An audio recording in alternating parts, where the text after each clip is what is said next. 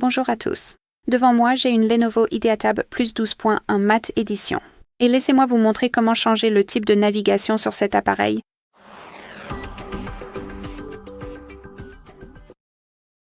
Commençons donc par ouvrir les paramètres et ici dans la section de gauche, il faut faire défiler tout en bas pour trouver les paramètres généraux. Ensuite, appuyez sur Navigation du système qui se trouve tout en haut et vous pouvez choisir entre la navigation à 3 boutons et les gestes. Je vais expliquer les deux, donc laissez-moi commencer par la navigation à 3 boutons, comme nous l'avons appliqué en ce moment. Nous pouvons changer l'emplacement de la navigation par touche virtuelle. Comme vous pouvez le voir, elle est actuellement alignée à droite. Nous pouvons aussi l'aligner à gauche. Voici donc nos touches de navigation. Et nous pouvons aussi rendre cette option, disons, plus fluide. Donc, en gros, on peut changer la position immédiatement dès qu'on en a besoin. Là, nous l'avons à gauche, mais imaginons que j'en ai besoin à droite. Tout ce qu'il faut faire, c'est simplement appuyer sur ce coin et comme vous pouvez le voir, les touches de navigation changent simplement de place. Et c'est pareil pour le côté gauche, ce qui est plutôt sympa. Vous pouvez aussi ajuster l'ordre des touches. Donc, non seulement vous pouvez changer la position, juste ici sur cette barre, mais vous pouvez aussi réorganiser le bouton Retour et le bouton Application récente selon la configuration qui vous convient le mieux. Et vous pouvez également décider si vous souhaitez utiliser Circle to Search.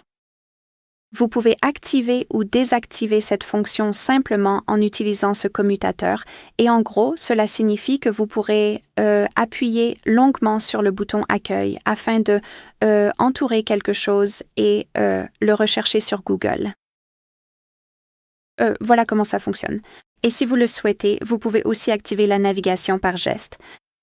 Il suffit d'appuyer dessus MM et au lieu des 3 boutons, on a cette ligne qui est responsable de certains gestes, certaines actions. Ici, vous pouvez masquer la poignée de navigation.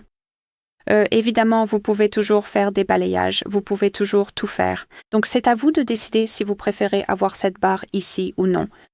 Et ici, vous pouvez aussi décider si vous souhaitez utiliser Circle to Search. Cependant, vous devez activer la barre. Donc, je veux dire, elle doit être visible parce que cette barre fonctionne exactement comme la page d'accueil dans la configuration précédente. Je veux dire, dans la navigation à 3 boutons. Sans elle, nous ne pourrons pas vraiment l'utiliser. Très bien.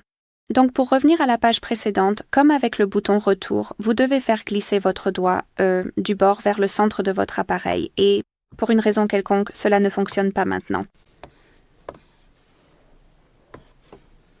Très bien. Donc, comme vous pouvez le voir, nous ne pouvons pas vraiment le faire avec un stylet. Nous devons donc le faire avec nos doigts, ce qui est assez déroutant, pour être honnête. Ou peut-être que je n'ai tout simplement pas lu les instructions. Donc, il suffit simplement de faire glisser notre doigt du bord vers le centre et si vous voyez que le cadre change un peu, vous pouvez relâcher le doigt. C'est la même chose depuis le côté gauche, bien sûr.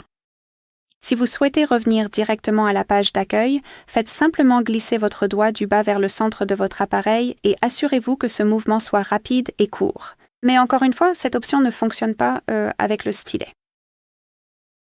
Et si vous souhaitez ouvrir les applications récentes, répétez le geste, donc du bas vers le centre, mais maintenez votre doigt quelque part ici. Très bien. Voilà, c'est tout. Merci beaucoup d'avoir regardé. Merci de cliquer sur le bouton s'abonner et de laisser un pouce en l'air.